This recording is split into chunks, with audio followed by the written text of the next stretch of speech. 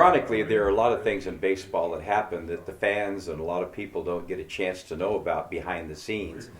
One of them, which I was excited to be a part of, is I was Eric Davis's first manager. He was our number 8 draft pick that year, signed by Larry Barton Jr. Came to me in Eugene, was I believe at the time 17 years old out of Los Angeles, and he's in a league where there's guys that are 23 years old, some of them 24-year-old players in this league, so he's way under the age limit for what this league would be. So he's my shortstop, and I had another fellow by the name of Tommy Riley from Washington State that was a shortstop also. And Tommy, if you broke him down, great kid, smart player, limited range, but if his glove got to the ball, it was an out.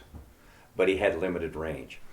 And Eric was a kid who could run and throw, and I know that's what Larry saw in him, and that was one of the two of the attributes that we always look for in players, the run and throw attributes. And so I started rotating them at shortstop each day. And of course, Eric had never seen good hard sliders and curveballs in high school, and now he's in the league where there's all these college guys that throw all this other stuff.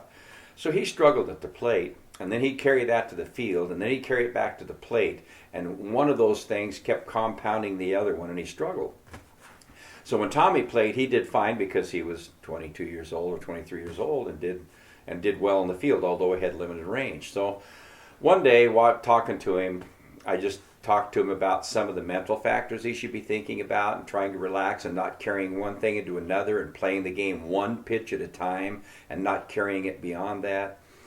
And in gathering information from him, I could tell that he was really hard on himself because these guys were 4 and 5 years older than he was. So I took him out early one day and I got a bucket of balls out behind second base and I said, "Did you ever play the outfield?" And he said, "Well, no, but I probably could." And I said, "Well, go on out there and let me hit you a couple balls."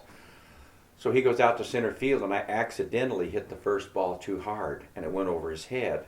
And he left it with his eyes and ran back and caught it. And I went, "Oh, that's a fluke." I said, "Come on back in again." I smacked another one over his head, left it with his eyes and ran, tracked it, went right back, turned, caught the ball. And I went, "Holy Jesus, this guy might be one of the best center fielders I've ever had."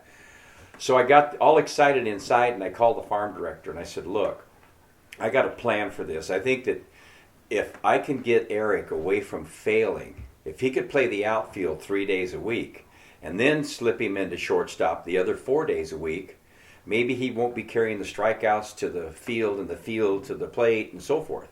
And so he said, "Well, let me call Larry Barton and see what he has to say about this." So he called Larry and Larry said, "I signed him as a shortstop, blah, blah, blah." And I went, "I understand that, no problem." So I don't remember what he hit, but it was barely 200 that year, okay? So now the next year I'm teaching high school psychology because I only did the summer thing for the Reds. And Jim Hoff, our field coordinator, calls me one day and he said, "I got to tell you what's going on with Eric Davis, but he's struggling. He's coming in late sometimes, and he's making errors, and his attitude's bad, and Chief's mad at him, and they're talking about the possibility of releasing him." And he said, "They can't release this kid. He can run and throw. He's 18 years old." So he said, "You got to call Chief." So I called him, and I said, "Hey, look, if you're giving up on this guy at shortstop, put him in the outfield. He might be the best outfielder we got down there." So it was kind of like, "Okay, well, we'll send him back to you in Eugene this year." I said, "Fine." I don't remember all the stats, but I know he hit 340 or 50. He stole 58 stolen bases and hit 15 bombs at 18 and a half years old in a college league, and the rest is history. And I didn't have much to do with that because his natural stuff he came to the dance with. And so the rest of his career is history, and everybody knows what kind of fine career he had.